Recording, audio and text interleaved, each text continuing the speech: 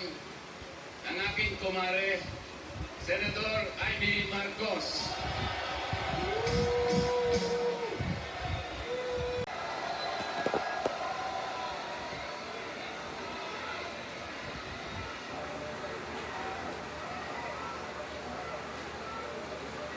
Magandang gabi po sa inyong lahat, mga mahal na kapatid. Nanginginig ako at ang aking boses, hindi dahil ako'y natatakot sa inyo, kundi dahil nalulungkot po ako. Dahil sa tawag ng Iglesia ni Cristo para sa transparency, accountability at hustisya.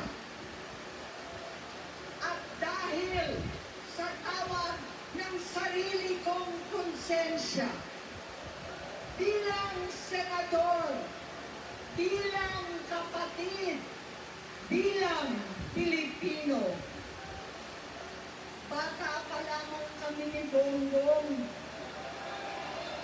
alam na ng buong pamilya ang problema sa kanya.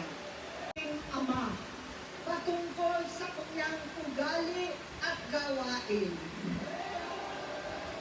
Noon, dahil may tatay pa kami, hindi ko pa siya responsibilidad. Noong tumatanda, ay mas naging nakakabahala. Batid ko na nagda-drug siya.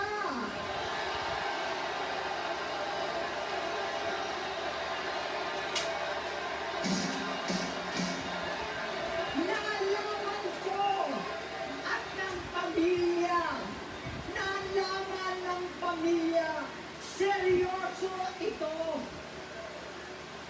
Minsan, kami ng Presidential Guard at Metro Bomba ang naglilinis tuwing nagpa-party po sila.